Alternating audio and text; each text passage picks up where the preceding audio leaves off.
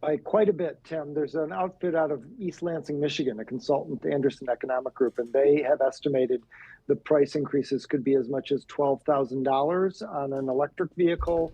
They sort of analyzed a bunch of different body types. The smallest was 4,000 on a crossover utility vehicle.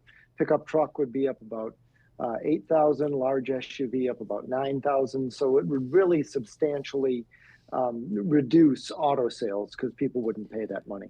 Keith, all cars from all automakers here in the U.S. kind of impacted equally?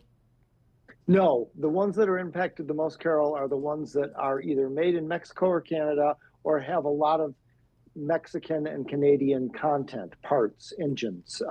For example, Ford doesn't build any big pickup trucks in Canada or Mexico, but they do build big V8 engines in Windsor, Ontario that go into those pickup trucks. So there is this very intricate web of supply throughout North America because there's always been a free trade agreement here, or at least there has been for the last 30 some years. And that has created this enormous North American industry that now is going to be roiled by all of this. Yeah, I feel like for how long have we touted this incredible, tremendous global automotive, global supply chain that's out there? It's so entrenched, right? And it's not easily shifted or recreated. That's right. I mean, you just can't flip a switch and have everything built in the United States. It doesn't work that way. General Motors, for example, builds its Chevy Silverado pickup truck in all three countries. So now they're trying as fast as they can to centralize it in the US. But the reality is what we're told by the consultants who are working with the companies is there's just versions of that truck and other models that just will disappear from the marketplace until this gets resolved. Keith, is there a car company that is not affected the way that the big three are? Is Tesla a company because it does make its US bound autos here in the US? Is that not an issue for them? Tesla is less affected. Tesla has been looking at building a factory in Mexico. That seems like things are on ice right now as that concerns.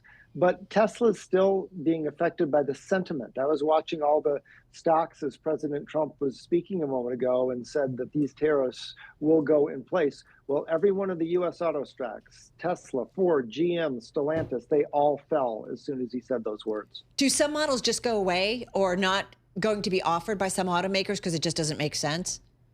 That's the thinking. For example, Ford only makes the small Maverick pickup truck that is so popular down in Mexico. They can make it pencil because labor costs are lower down there.